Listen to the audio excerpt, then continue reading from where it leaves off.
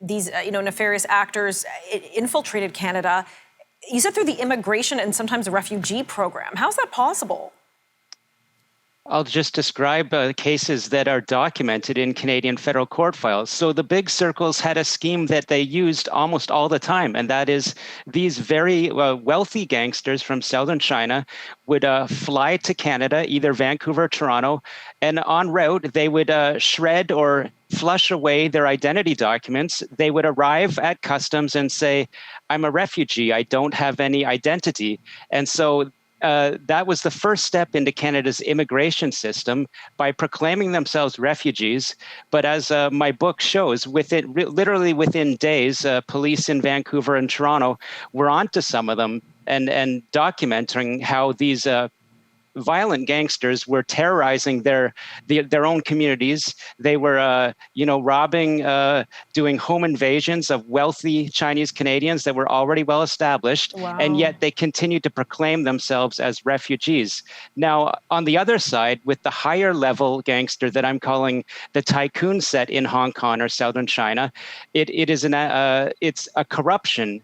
It's alleged that they were able to corrupt Canadian officials so that flags on their names, these are known drug trafficking criminals, were removed through some form of perhaps computer infiltration or simply corruption of officials, Canadian officials in Hong Kong. So that means that where they should be stopped at Canadian borders, they're not, because their file looks clean. Their file was scrubbed.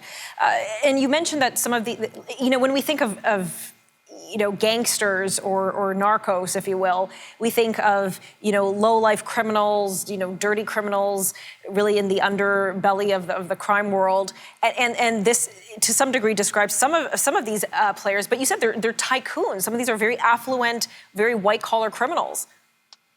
The interesting thing that I have found, I believe, and I think perhaps in the most clearest form yet shown to Canadian readers, is that Asian organized crime deserves to be put on a pedestal. That is, it is the most sophisticated corporate-like network of criminality that does touch into what looks like legitimate business. And this is coming from sources, law enforcement sources within the Chinese Canadian community. They say it is so fluid, it looks so legitimate, it's so corporate, and it's the number one criminal threat in Canada. That is, these gangs that are based and in fact protected in China have infiltrated professional networks to the point where they have lawyers, accountants, politicians working for them. You also reference, obviously in your book, but also in the previous segment, about the heightened state of the Vancouver real estate market, how the activities of some of these tycoons, if you will, have really driven the prices of real estate in Vancouver. It's the most expensive jurisdiction in the country. Can you explain how that happens? I can. Underground banking, I like to say it's incredibly complex, but the idea is simple. You have drug banks in East Asia that are run by criminals, and you have a family member who's part of that drug dealing cartel in Richmond, BC, or Markham, Ontario. And so there's immense wealth in China that is trying to get away from the Chinese Communist Party in some ways.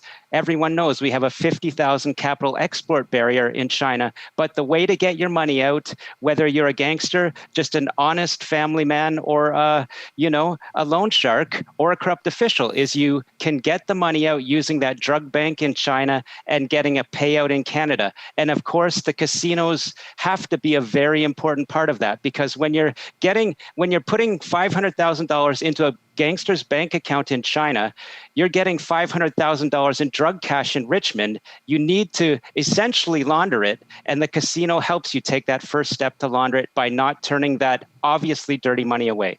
Right, and in a sense, then people invest in the real estate, and then normal, ordinary Canadians, Chinese Canadians, any Canadians, houses become so unaffordable because it's being washed with dirty money.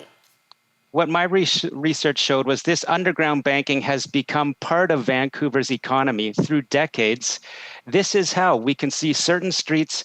You will see a home that it might have been bought for $2 million.